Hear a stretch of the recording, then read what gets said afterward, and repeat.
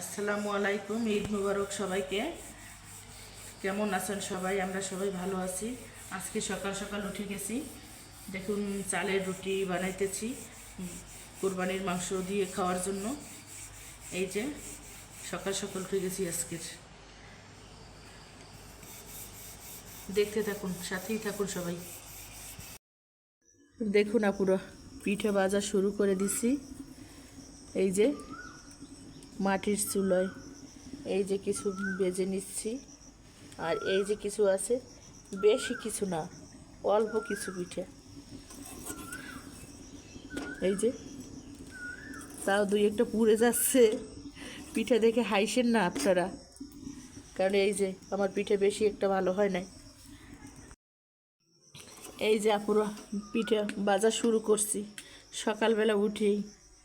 এই যে কিছু ভাজছি, আর এই যে কিছু আছে, বেশি পিঠে বানাই নাই, অল্প কিছু পিঠে বানাইছি, বেশি ভালো হয় না, হাইসেন না পুরো আপনারা আমার পিঠে দেখে, ঠিক আছে?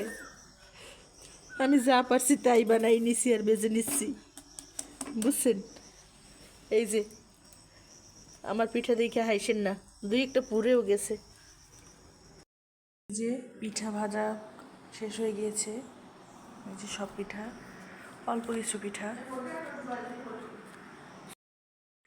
এই যে লাকড়ির চুলায় বাটটা বসিয়ে দিলাম। আবার এইদিকে পাঙ্গাস মাছ রান্না করতেছি গ্যাসের চুলায়, কারণ আবার মাংস নিয়ে আসবে, তাড়াহুড়ো করে রান্না করে আবার মাংসের গুলগাছ আছে সেইটা করতে হবে, তারপরে মিষ্টি কুমড়া রান্না করব। এই সাথেই থাকুন, দেখুন কি করি আজকে সারাদিনে।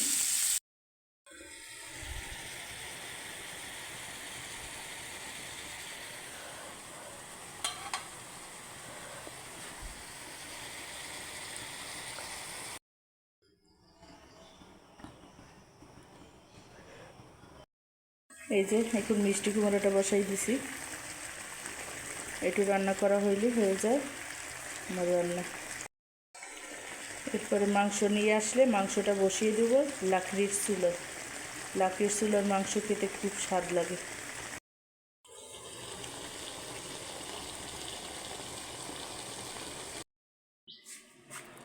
এই যে আমাদের গোস্ত এসে গেছে, এই যে দেখুন, তারপরে আরও আছে। এই যে দেখুন গোস্তটা ধুয়ে নিচ্ছি, তারপরে সমস্ত মশলাপাতি দিয়ে একত্রে হাতে মেখে লাকড়ির চুলায় বসিয়ে দিব, কারণ লাকড়ির চুলায় রান্না করলে ভালো লাগে।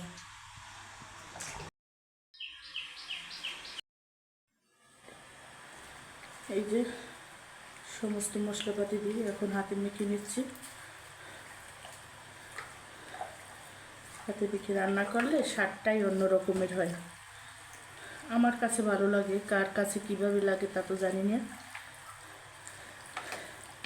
আমার মতো আমি রান্না করতেছি, আমার ছেলে মেয়ের কাছেও এইভাবে পছন্দ তাদের।